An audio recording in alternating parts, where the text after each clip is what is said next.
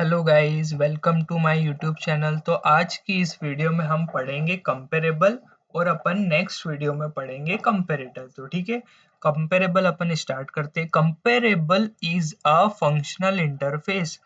Comparable एक functional interface है जो कि अपन किस में पढ़ रहे हैं, कलेक्शन फ्रेमवर्क में। ठीक है, it present in Java dot lang package. ये प्रेजेंट है जावा डॉट लैंग पैकेज में और it contains only one abstract method. अब फंक्शनल इंटरफेस है तो एक ही एब्स्ट्रैक्ट मेथड ये कंटेन करेगा। ये फंक्शनल इंटरफेस का रूल है ना कि भाई फंक्शनल इंटरफेस एक ही एब्स्ट्रैक्ट मेथड को कंटेन करता है, बाकी वो बहुत सारी static, non static, static default method को भी कंटेन कर सकता है, लेकिन एब्स्ट्रैक्ट मेथड क्या होना चाहिए, केवल एक। ठीक है, तो अब एक एब्स्ट्रैक्ट मेथड कंटेन करता है तो वो कौन सी करता है, कंपेयर टू। मेथड का नाम क्या है, कंपेयर टू, जिसका रिटर्न टाइप क्या है, इंट, और जो पैरामीटर में लेती है ऑब्जेक्ट टाइप का पैरामीटर। तो ठीक है, अब अपन इसको पूरा प्रॉपर देख लेते हैं फंक्शनल इंटरफेस को। कंट्रोल शिफ्ट टी, ये रहा कंपेरेबल। ठीक है,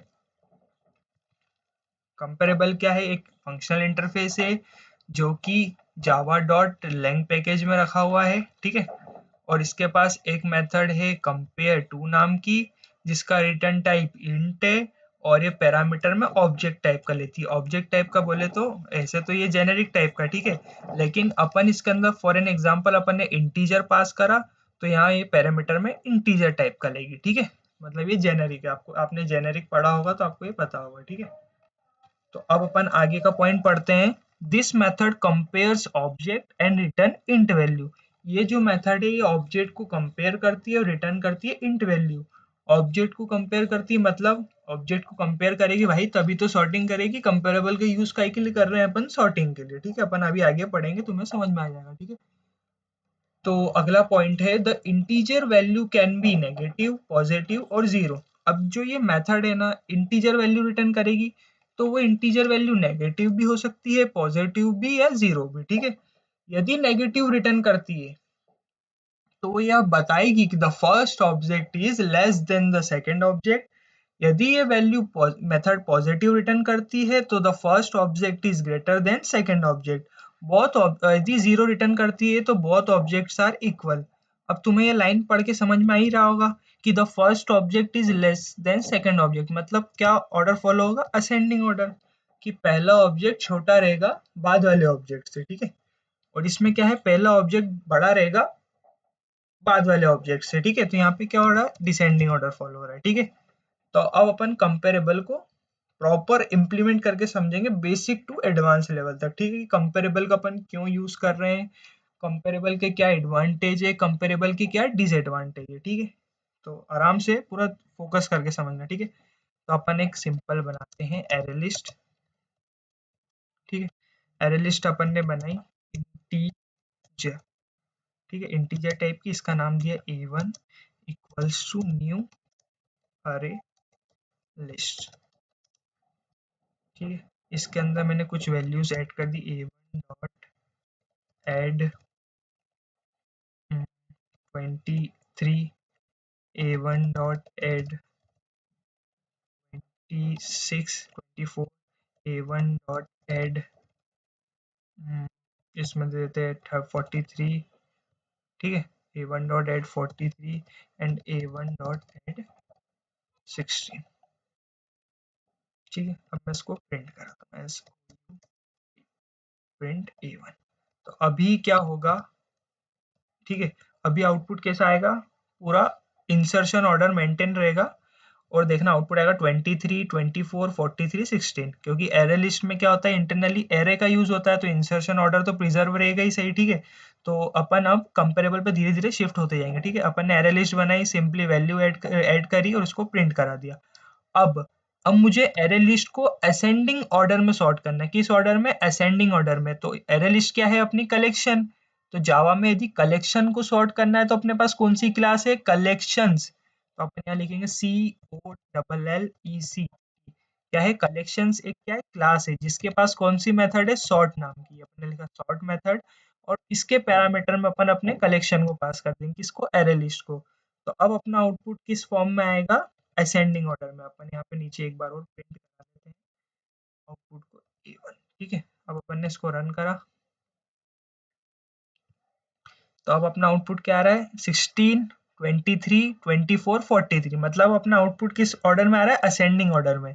पर अब मैं चाहता हूं कि मेरा आउटपुट आए डिसेंडिंग ऑर्डर में, तो मुझे क्या करना होगा A1 के बाद इसको अपन कमेंट कर देते हैं कि आप लिख सको, प्रॉपर नोट्स बनाना, ठीक है, नोट्स बहुत हेल्प करेंगे।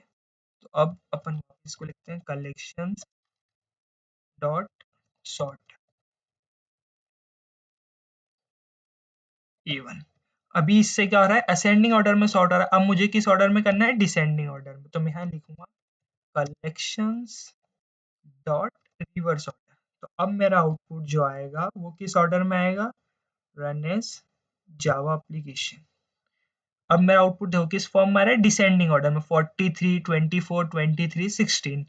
यहाँ पे मैं लिख दे रहा हूँ डिसेंडिंग ऑर्डर, ठीक है, डिसेंडिंग ऑर्डर। ये आ रहा है इसमें अपना आउटपुट असेंडिंग ऑर्डर, ठीक है।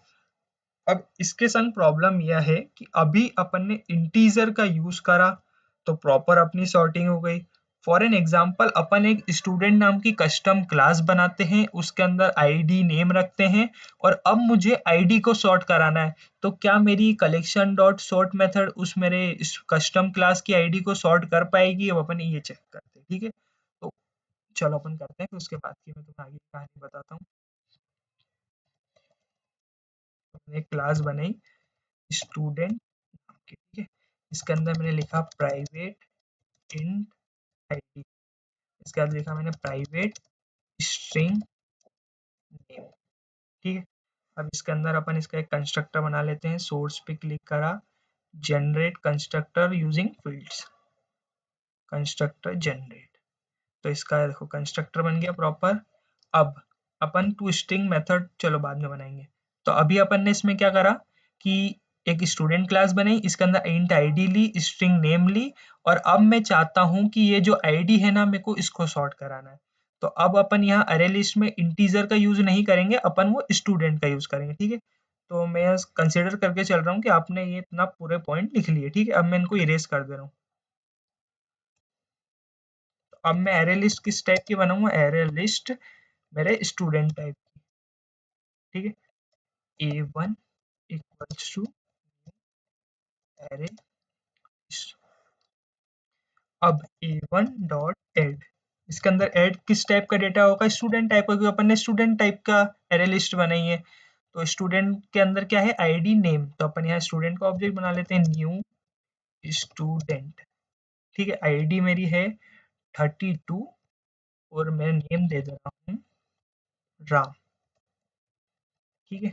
अब मैं इसको कॉपी कर लेता हूँ क्योंकि अपने को ऐसा 2-3 डेटा को ऐड करना है।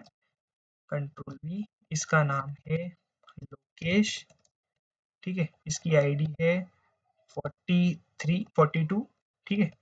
अब अगेन एक और आईडी है, इसका नाम है जीतू, ठीक है, इसकी आईडी है 1 to 12।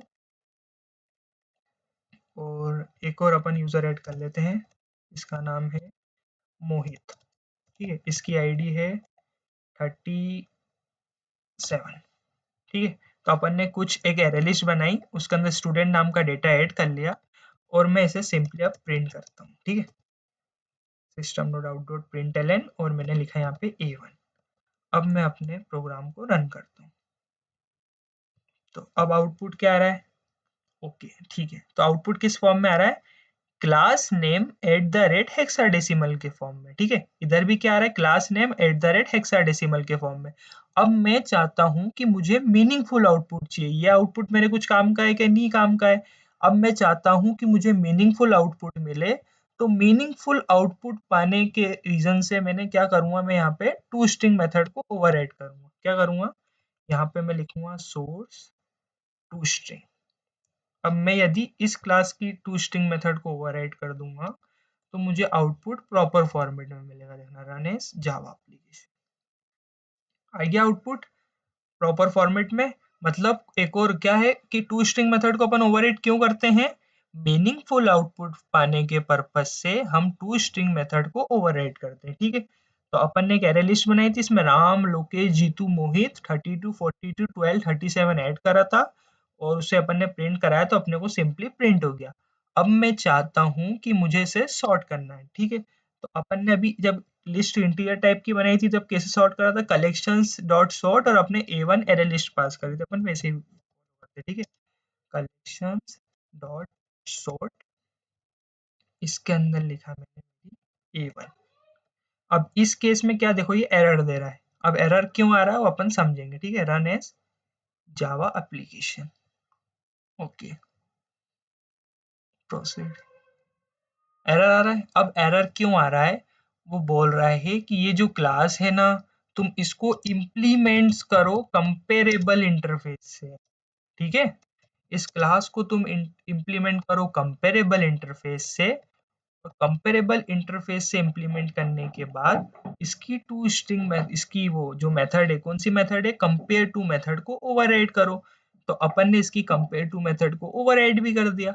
अब इसके बाद अपन अपने प्रोग्राम को रन करेंगे SOUT, ठीक है। यहाँ पे अपन ने लिखा है A1। अब अपन अपने प्रोग्राम को रन करेंगे तो अपना प्रोग्राम प्रॉपर वर्क करेगा, ठीक है। लिखा है जावा एप्लीकेशन,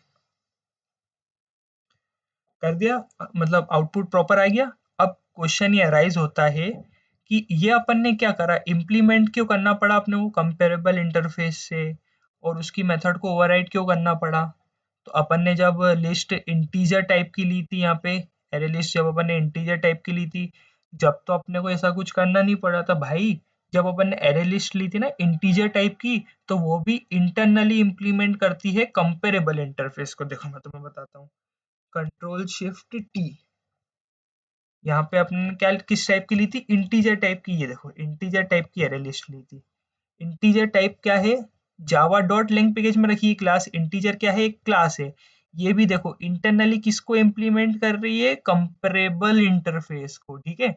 तो अब अपन इंटीजर का यूज नहीं कर रहे हैं, अब अपन किस क्लास का यूज कर रहे हैं, अपनी स्टूडेंट क्लास का, ठीक है। ये स्टूडेंट क्लास का, तो हमें इसको इंटरनली, अब अपने को इसको इम्प्लीमेंट किससे करना पड़ेगा, कंपेरेबल इंटरफेस से अपने को भी, ठीक है। तो हमने इसको कंपेरेबल इंटरफेस से भी इम्प्लीमेंट कर दिया। अब तुम्हें ये जावा कोड, जावा का ये रूल तो पता ही होगा कि यदि तुम किसी क्लास को इम्प्लीमेंट करते हो इंटरफेस से, तो तुम्हें उसकी मेथड को ओवरराइड करना कंपलसरी होता है, नहीं तो क्या आता है, एरर आता है। तो उसी रीजन से अपन ने कंपेयर टू मेथड को ओवरराइड कर दिया, ठीक है। ओवरराइड कर दिया, उसके बाद अपन ने अपने प्रोग्राम को रन करा, तो अपने को प्रॉपर आउटपुट आ गया, ठीक है। अभी आउटपुट कैसा आ रहा है कि जैसे अपन ने ऐड करा था 32, 42, 12, 37, तो उसी फॉर्म में आउटपुट आ रहा है, ठीक है। अब मैं चाहता हूँ कि आउटपुट इस फॉर्म में आए, पहले आए मोहित, जीतू, लोकेश, राम, मतलब आउटपुट किस फॉर्म में आए, रिवर्स ऑर्डर में। तो मैं यहाँ से रिटर्न करा दूंगा नेगेटिव वैल्यू, रिटर्न -1। अब मैंने प्रोग्राम को रन करता हूँ, ठीक है, रन एज जावा एप्लीकेशन। अब देखो क्या आ रहा है, पहले मोहित, जीतू, लोकेश एंड देन राम, ठीक है। अब अपन यह कंसेप्ट समझेंगे, कौन सा समझे कंसेप्ट, ये वाला negative value positive value zero वाला कंसेप्ट। अब ये कंसेप्ट सबसे इंपॉर्टेंट कंसेप्ट है, इसको तुम ध्यान से समझना, ठीक है। अब मैं चाहता हूँ कि जो मेरी ये आईडी है ना 32, 42 एंड 12, 37, तो मुझे पूरे सारे नेम चाहिए पर आईडी के बेसिस पर सॉर्टिंग होना चाहिए। मतलब सबसे पहले असेंडिंग ऑर्डर में सॉर्टिंग होना चाहिए, सबसे पहले आना चाहिए जीतू, ठीक है, 12 आईडी का, फिर आना चाहिए राम, फिर आना चाहिए मोहित, और फिर आना चाहिए लोकेश। मतलब असेंडिंग ऑर्डर में मेरे को सॉर्टिंग कराना है आईडी के बेसिस पर, ठीक है। तो अब मुझे क्या करना पड़ेगा, अब मुझे यहाँ करना पड़ेगा, देखो ये जो है ना कंपेरेबल, इसका जेनेरिक टाइप की है, तो मैं यहाँ मेंशन कर दूंगा मेरी स्टूडेंट क्लास, ठीक है। मेरी ये जो स्टूडेंट क्लास थी मैंने इसको यहाँ मेंशन कर दिया। अब मैंने क्या बताया था कि देखो कंट्रोल शिफ्ट टी, कंपेरेबल में जो टाइप यहाँ स्पेसिफाई करूँगा, ठीक है, वही टाइप मेरे को यहाँ पे मेथड के पैरामीटर में भी स्पेसिफाई करना है, ठीक है। तो अपन यहाँ पे आ गए, अपन ने यहाँ क्या टाइप स्पेसिफाई करा, स्टूडेंट जेनेरिक टाइप का, ठीक है। तो यहाँ पे भी मुझे क्या करना पड़ेगा, स्टूडेंट स्पेसिफाई करना पड़ेगा, ठीक है, स्टूडेंट, ठीक है।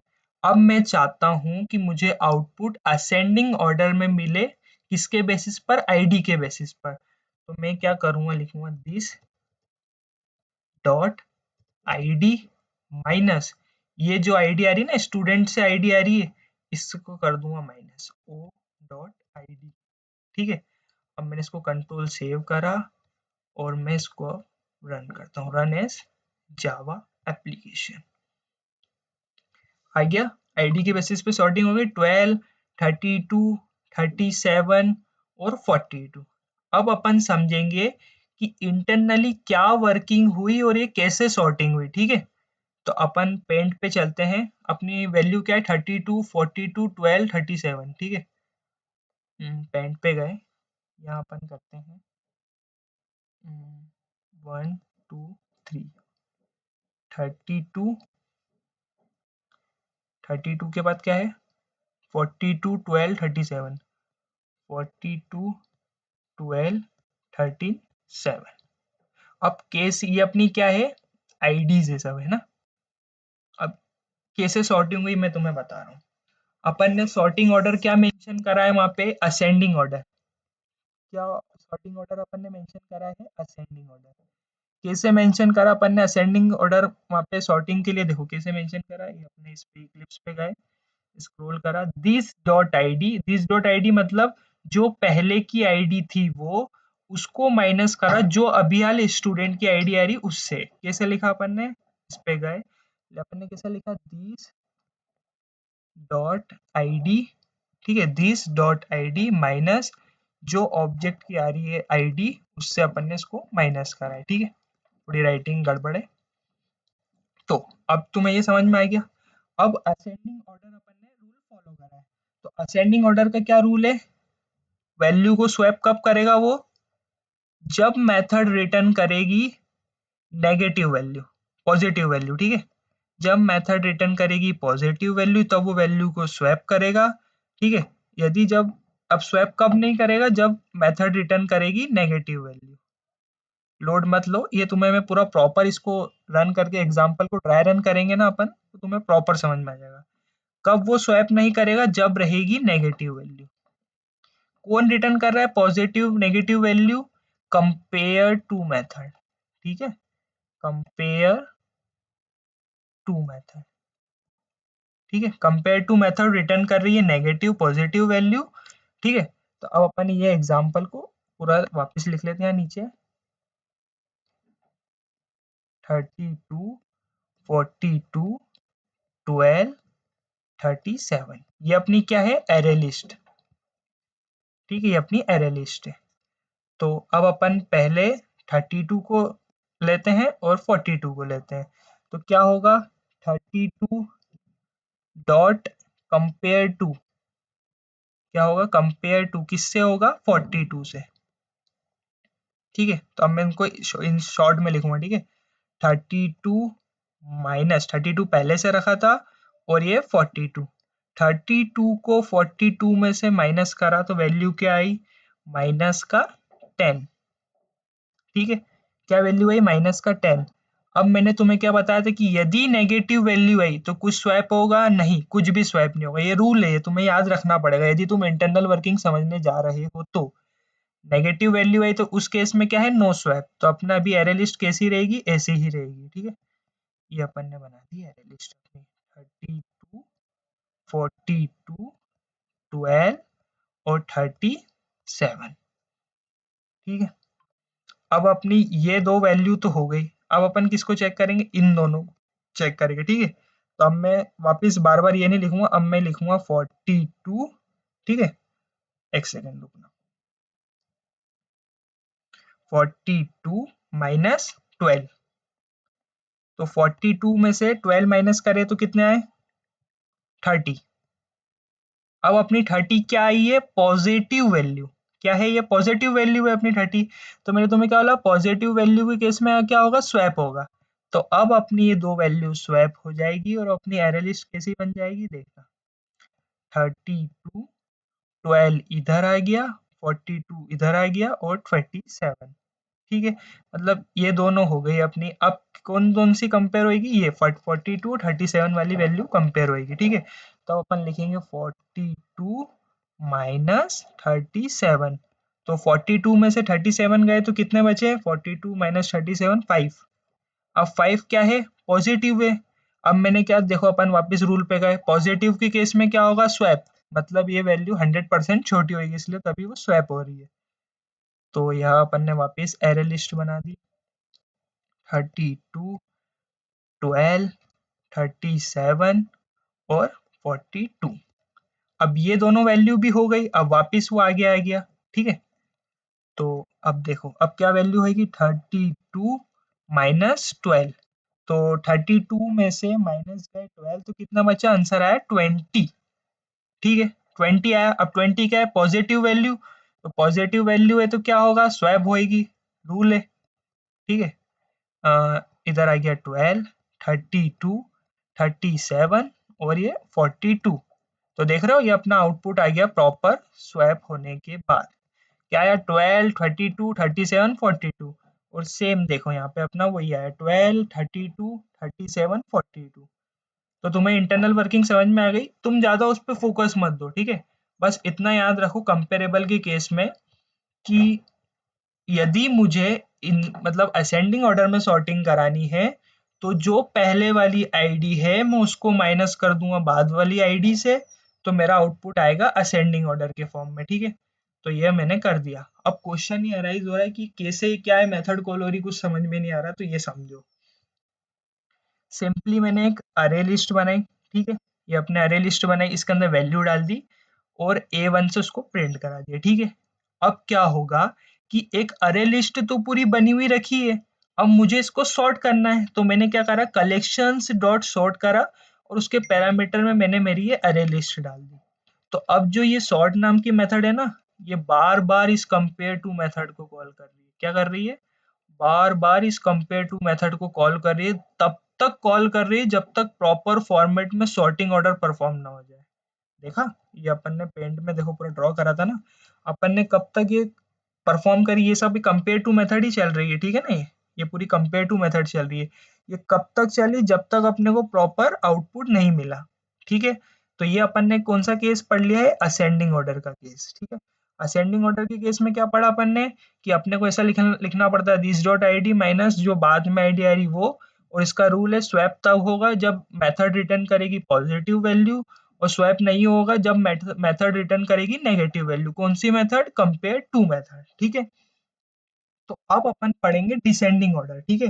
कि अब जैसे देखो डिसेंडिंग ऑर्डर बोले तो ठीक है, अभी अपना आउटपुट कैसा आ रहा है, जीतू, राम, मोहित एंड देन एंड में किसका आ रहा है, लोकेश। अब मैं चाहता हूं कि जो आईडी है ना वो डिसेंडिंग ऑर्डर में सॉर्ट हो गया है, मतलब पहले 42, 37, 32 एंड देन आफ्टर सबसे आखिरी में है 12। तो मुझे सिंपली कुछ नहीं करना है, मैं इसको अभी कमेंट कर देता हूँ, ठीक है। अब मैं यहाँ से रिटर्न कराऊंगा, return O dot I D minus this dot I D. अब देखना जो मेरा आउटपुट आएगा ना वो डिसेंडिंग ऑर्डर के फॉर्मेट में आएगा, रन एज जावा एप्लीकेशन आ गया, 42, 37, 32, 12।